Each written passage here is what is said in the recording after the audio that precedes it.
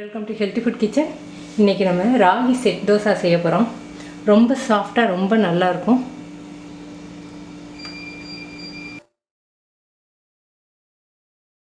இதுக்கு சைடிஷ் ரொம்ப சிம்பிள், அதோட ரொம்ப டேஸ்டியாகவும் இருக்கும். இப்போ எப்படி செய்யுதுன்னு பார்க்கலாம். ஆயில் 2 ஸ்பூன் சேர்த்துருக்கேன். சீரகம் 1/2 ஸ்பூன், பெருங்காயம் கொஞ்சம், இதில் 3 பெரிய வெங்காயம்,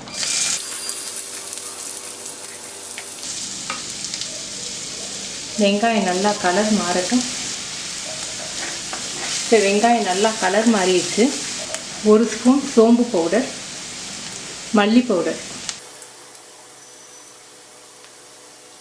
4 ஸ்பூன் மல்லி பவுடர் சேர்த்துருக்கேன். சில்லி பவுடர் 2 ஸ்பூன் சேர்த்துருக்கேன். அதுக்கு நான் நாட்டு தக்காளி சேர்த்துருக்கேன். ரொம்ப பிடிக்கும். நீங்கள் பெங்களூர் உருண்டை பழமாக இருந்தால் நீங்கள் மிளகாத்தூளை குறைச்சிக்கணும். தேவையான அளவுக்கு உப்பு, கறிவேப்பிலை. இப்போ தக்காளி பழத்தை மிக்சியில் அரைச்சி வச்சுருக்கேன்.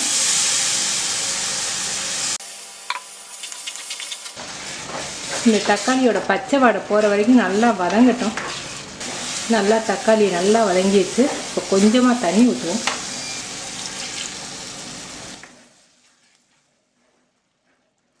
இந்த மாதிரி தோசை இட்லிக்கு கொஞ்சம் கெட்டியாக வச்சு சப்ஜி மாதிரி இந்த மாதிரி சாப்பிடும்போது ரொம்ப டேஸ்ட்டாக இருக்கும். இது நாட்டு தக்காளி போட்டதுனால ரொம்ப பிடிக்கும். அதனால் அந்த புளிப்புக்கும் காரத்துக்கும் தகுந்த அளவுக்கு கொஞ்சமாக வெல்லம். இந்த வெல்லமும் சேரும்போது ரொம்ப ருசியாக ரொம்ப டேஸ்ட்டாக இருக்கும். நல்லா கொதி வரவும் இறக்கிடுவோம். போதும், இறக்கிடலாம். ராகி 200 கிராம் எடுத்திருக்கேன். இது 200 கிராம் கப்பு. உளுந்து 100 கிராம். உளுந்து 100 கிராம், ராகி 200 கிராம். இது ரெண்டையும் நல்லா அலசிட்டு நல்ல தண்ணியில் ஒரு 4 மணி நேரம் ஊற வச்சுருவோம். இதில் வெந்தயம் ஒரு 1/4 ஸ்பூன். நல்லா அலசிட்டோம். இப்போ நல்ல தண்ணி ஊற்றி ஒரு 4 மணி நேரம் ஊற வச்சிடுறேன்.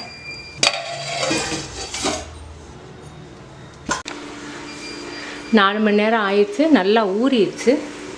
இப்போ இந்த மாவுக்கு தேவையான அளவுக்கு உப்பு சேர்த்துக்குவோம். கொஞ்சம் கொஞ்சமாக அரைச்சிக்கிட்டுருவோம்.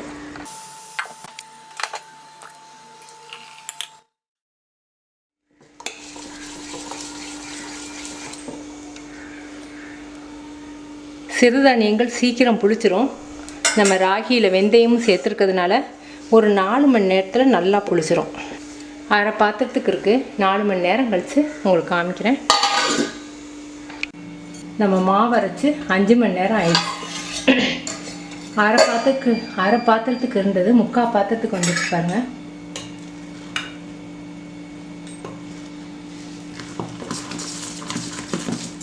கொஞ்சம் கெட்டியாக இருக்குது. கொஞ்சம் தண்ணி சேர்த்துக்கும்.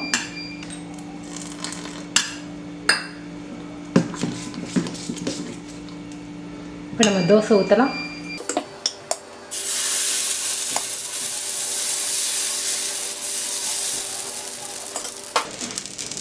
ரொம்ப தேய்க்காமல் ஊற்றுங்க.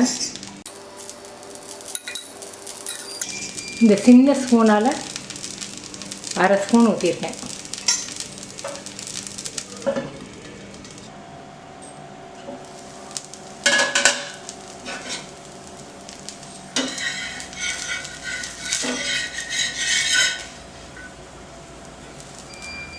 தோசை எப்படி இருக்குன்னு பாருங்கள். எவ்வளோ சாஃப்டாக இருக்குன்னு பாருங்கள். ஆறின பிறகு உங்களுக்கு எப்படி இருக்குன்னு காமிக்கிறேன்.